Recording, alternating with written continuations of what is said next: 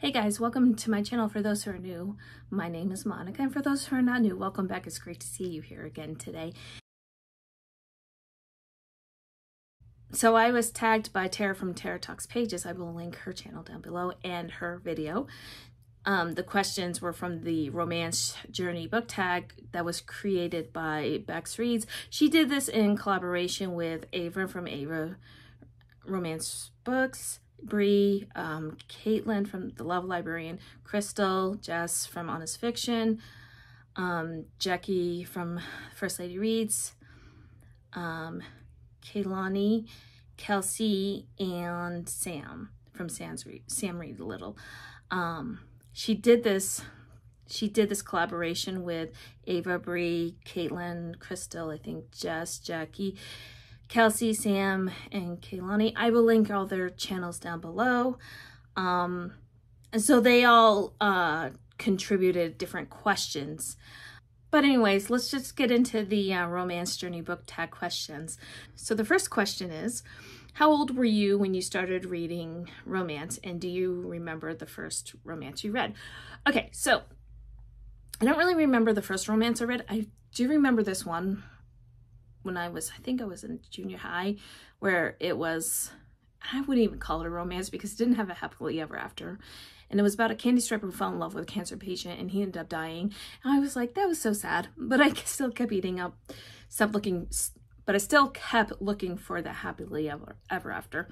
But before that, I was reading Anne of Green Gables, and I was more interested in Anne and Gilbert than I was in Anne and Diana.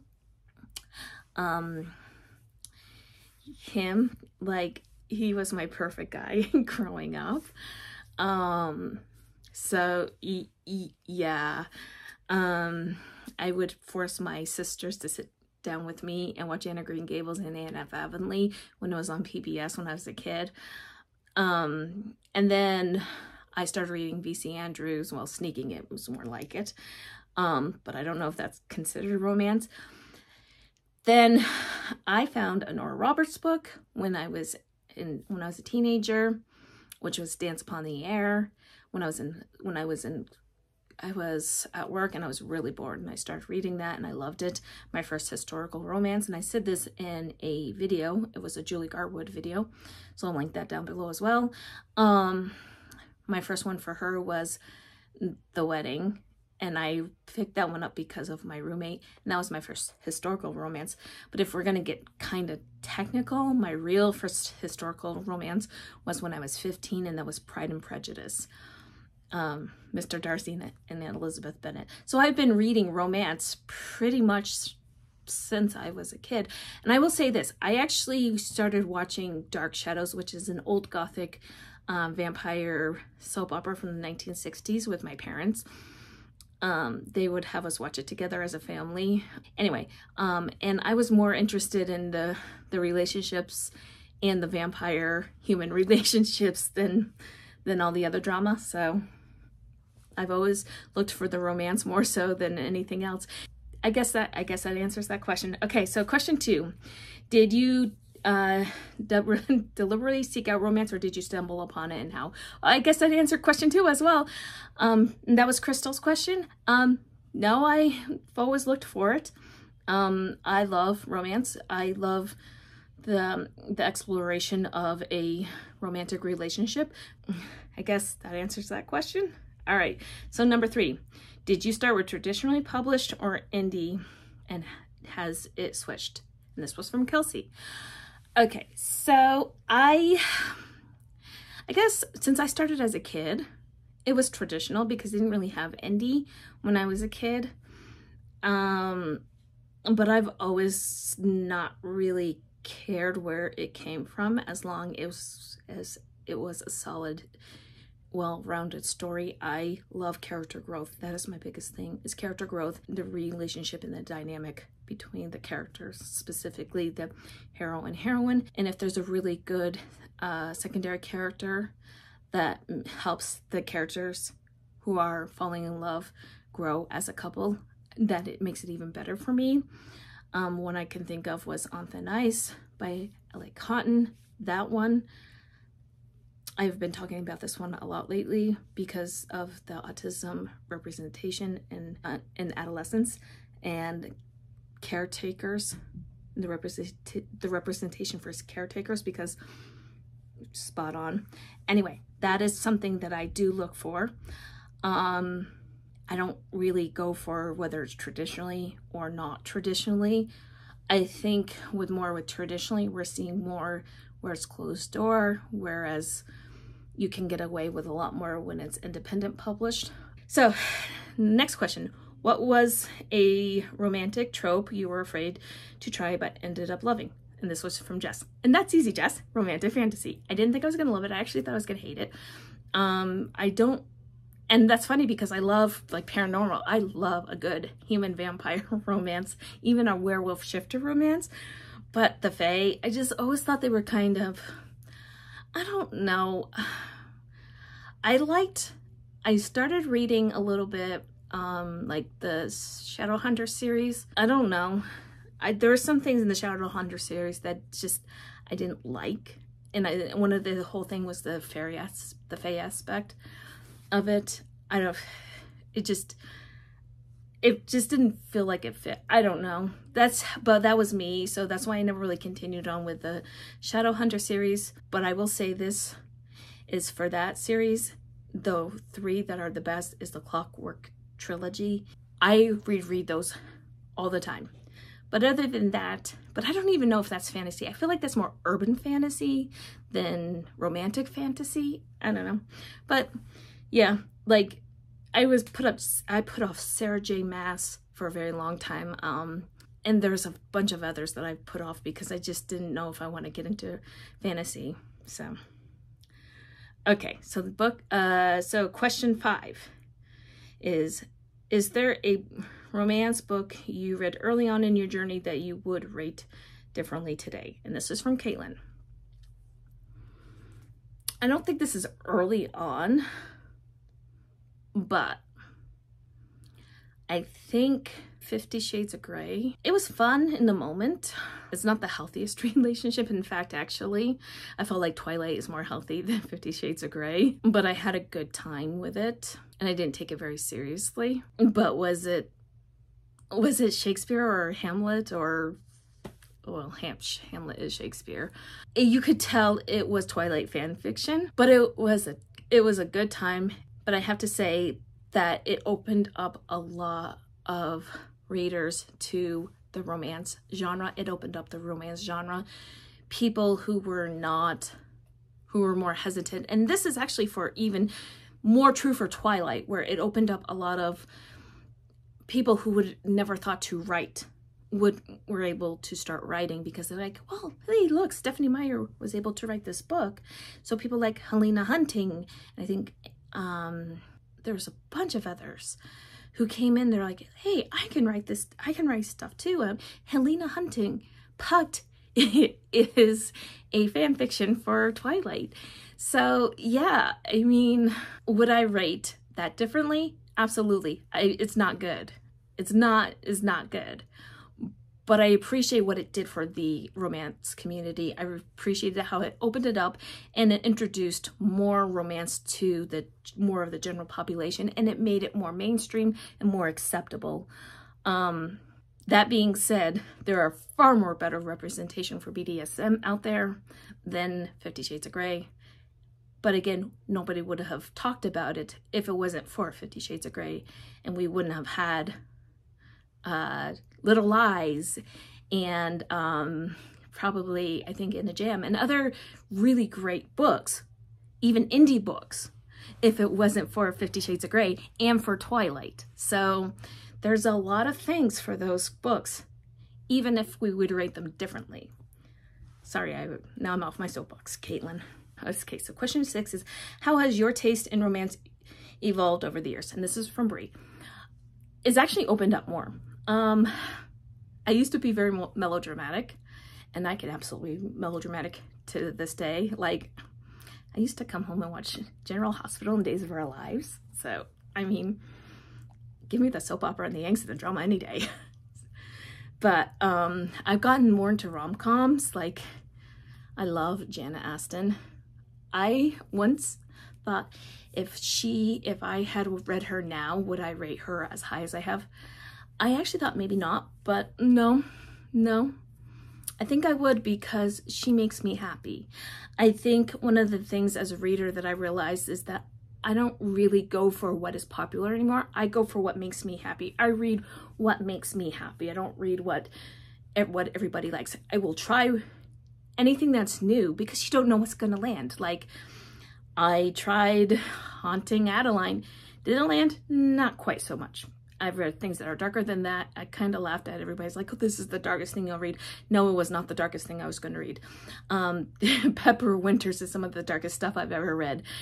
Anna Zares is more darker than Haunted Adeline. That being said, I would have never known that if I hadn't read Haunting Adeline. But I'm still going to continue to Hunting Adeline because I heard it was darker. So we shall see. But anyway, I've added more than just drama. I've added romantic comedies. I've added more lower angst stuff. I've even added more thrillers. Like, I used to read a lot of horror. I've moved more away from horror to more thrillers, even romantic thrillers and romantic suspense.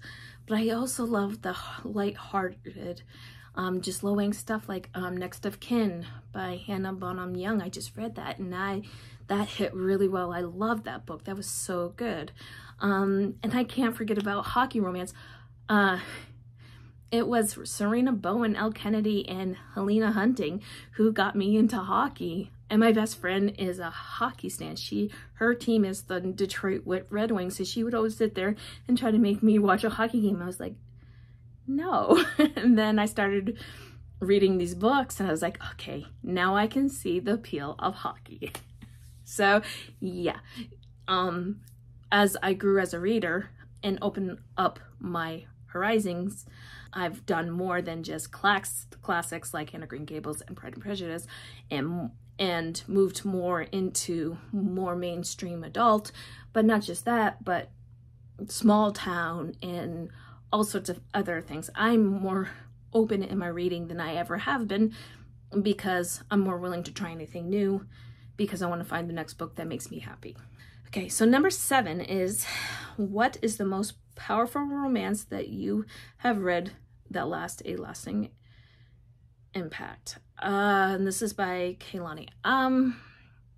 You know, I'm in question 8 is what was the romance book that told you this is what I am looking for in my personal life and or partner? And that was from Jackie. I'm gonna actually put those two questions together, and the reason why is because it was Gilbert Blythe, Anne of Green Gables and Gilbert Blythe. They really impacted the way I see romance, because they went from rivals to love. I mean, she broke a slate over his head because he called her carrots because he wanted to get to know her. I mean, come on. And then he's like, and she could hold a grudge like nobody's business. But at the end of the day, he was always there for her. And they were rivals, and then they became lovers. And before they became lovers, they were rivals to friends to lovers. And their progression was incredibly beautiful as it went through. And he supported her and he loved her through the whole entire series. So yeah, it was Gilbert Blythe and Anne from Anne of Green Gables. So for questions 7 and 8, those are my answers. Okay, so question 9 is, what romance book or books would you recommend to a romance newbie and a seasoned romance reader? So I know there are people who like a lot of spice and some people who really do not like spice at all. For those who are new and do not like spice but want to get into the romance, who wants to at least dip their toe into it, I would say Part of Your World by Abby Jimenez. That one does have some angst to it. The story is so well crafted. The romance is well rounded. The characters are sufficiently flawed, but they also have some of the best character growth I've seen in the books.